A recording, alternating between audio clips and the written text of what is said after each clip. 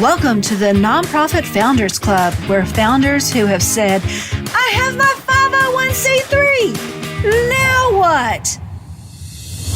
Begins building the nonprofit they envisioned and helping the people they are called to serve, all without being the sole funder.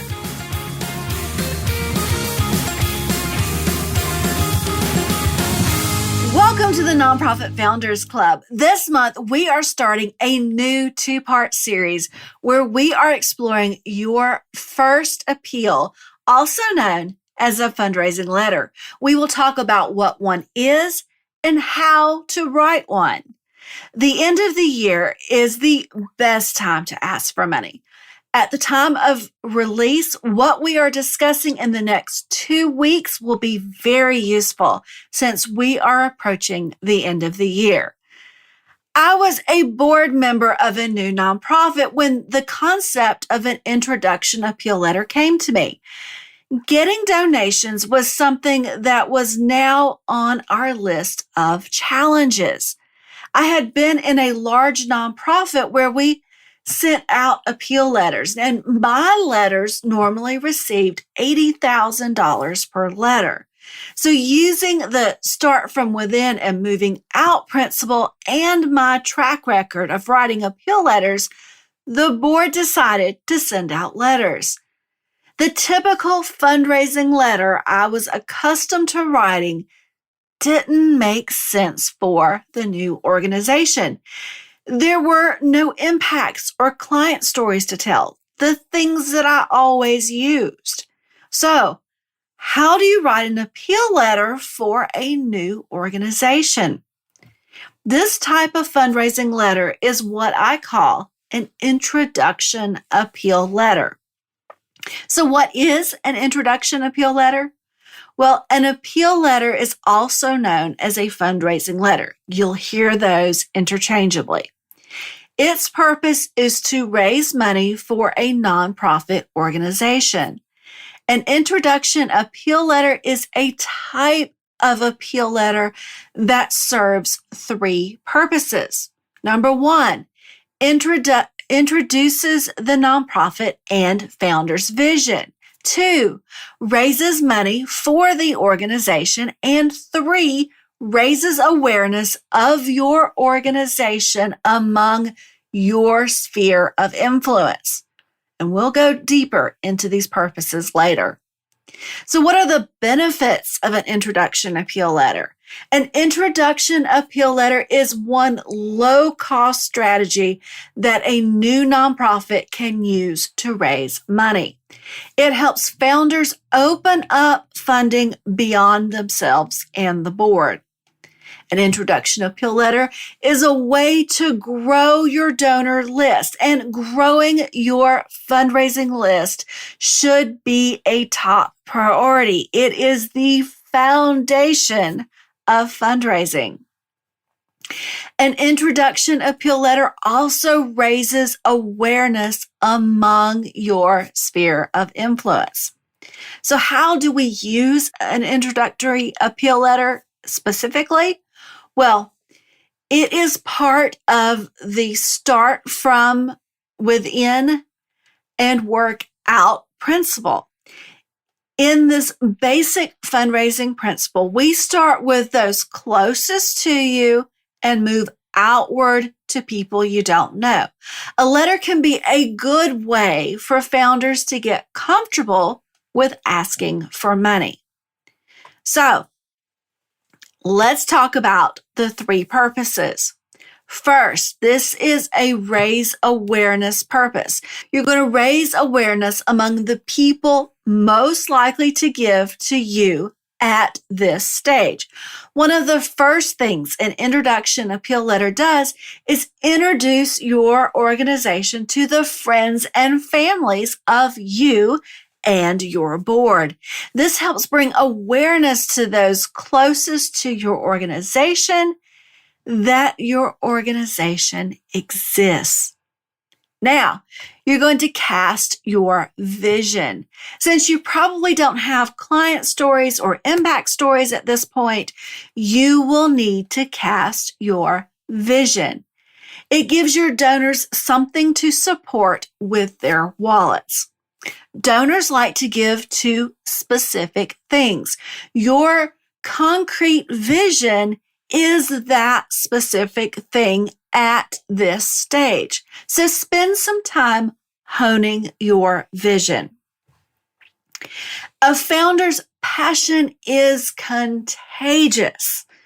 I remember sitting down with a founder when I went to join the board, and this was while she was recruiting me, and she talked about her passion for this organization, and it was so contagious. So if you are a founder, share your passion. Tell the founder's story. Many founders begin their nonprofit because they have experienced the problem firsthand. They have come out on the other side and they experienced gaps in help. They've thought, if I just had XYZ, I could have gotten to the other side so much faster. Your story should express your situation and the problem you solve very clearly. Now, this may be very hard for a founder. And if that's the case, find a way to step back from the story when you tell it. So you may say, I began noticing that homeless families. You don't have to say you noticed because you were a homeless family. The more vulnerable you can be when telling your story, the better it will be received by the people who want to support you. Last, very important, why did you start the nonprofit? This is probably the single most important part of your founder's story. People connect with big whys. They remember it and they want to help. So your why should not be skipped. The next thing is, where do you want the nonprofit to be in 6 months to a year? Casting a short-term vision creates objectives that are specific and can be reported back. And since you probably don't have a program at this point, this gives your donors something to get behind. Now you have to ask for funding. You can't do good work in your community without support from your friends and family. So don't be bashful about asking those closest to you to give to your nonprofit. They are the most likely people to give to you, and it's good practice. Your other option is to continue funding it yourself. And we know this is not a long-term viable option.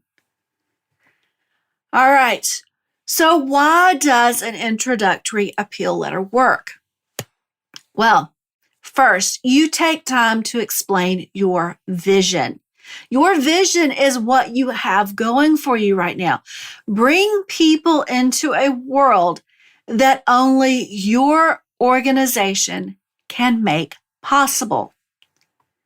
Next, you bring some connection into the letter. So by telling the founder's story, you make a connection with the reader. Now, this connection to you will help you raise the money you need. And last, the ask is coming from someone the person knows. Fundraising 101 is to start from within and work out. I've said that. Every nonprofit has built-in donors. They are people who are naturally close to you personally or your organization's mission. So start with those closest to you and move out. Your first donors will be those loyal to you and individual board members. From there, you will move out to friends and family, then coworkers and people you interact with on a regular basis. And before you exhaust these donors, you will define your ideal donor. And an interesting thing happens at this point. Your ideal donor will begin inviting you into their inner circle. And then last, you will be reaching out to others in your community and will begin receiving one-time donations. But before you can get to the community, you have to start with the people that are closest to your mission. They are emotionally tied to either you, your board, or the mission itself. These are the people an introductory appeal letter reaches. Okay, and in conclusion, an introduction appeal letter is a good strategy to gain some needed funds. It helps you connect with people most likely to give to you and raises awareness of your cause among your sphere of influence. All right, join me in the next episode where I walk through how to write an introduction appeal letter. That's it for the Nonprofit Founders Club podcast. Hit subscribe so you won't miss the next episode. In the meantime, keep building your nonprofit so you can help those you are called to serve.